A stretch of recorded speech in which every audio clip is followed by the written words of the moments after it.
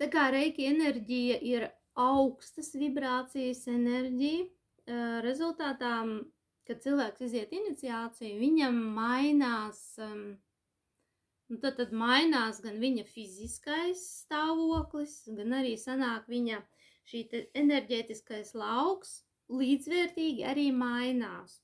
Un pirmais rādītājs, ja, piemēram, jums ir mājās dzīvnieki pie jums pielīp. Viņi jūt šo enerģiju, viņiem arī viņu gribas. Var mainīties arī cilvēku attieksmi, jo cilvēki kaut arī, teiksim, var teikt, ka viņi neko nejūt. Viņi jūt, viņi vienkārši neprot to paskaidrot, kas jūsos ir mainījies, kas jūsos ir savādāk. Tāpēc arī cilvēki paši par sevi var pie jums tā kā pievilkties, patīk būt, teiksim, jūsu laukā, ja jūs esat reiki enerģijas plūsmā. Jo reiki enerģija ir tā, kura aktivizējās, kad jūs pasakat vārdu reiki.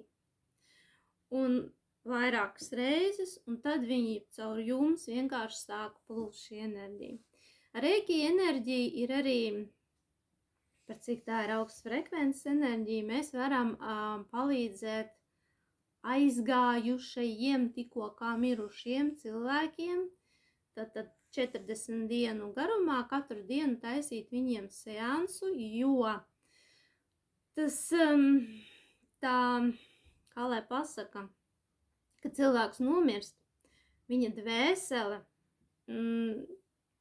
ne jau katrs zina, kā ir to savu ceļu. Viņš nespēja atrast šo savu ceļu, kur viņam ir tālāk jāiet. Un ir tie, ja jūs esat lasījuši Dzīvo mirušo grāmata, tur ir tie bardo stāvokļi, caur kuriem ir jāiziet. Un, kad taisa reiki seansu šai te aizgājušajai dvēselē, viņa sanāk, mēs viņu piepildam ar gaismu, un viņa nespēs nomaldīties tur ne pa labi, ne pa kreisi, un viņa spēs doties tur, kur viņai ir jādodās. Un tā ir viena arī tāda ļoti pozitīva lieta, un arī tagad nesen nomira krustāvs, un es viņam arī katru dienu taisu šo te seansu, šo te gaismu es viņam dodu, lai viņa dvēsele spēja atrast šo te ceļu pie augstākā. Jo tie ir tie slāņi, caur kuriem ir jāaiziet. Un pārsvarā jau mēs neesam izglītot par to, kāda izskatās tā pasaule. Mums viņi ir tepat blakus, bet mēs par viņu maz ko zinām, jo mums ir bailes. Tas ir bailes no nezināmā.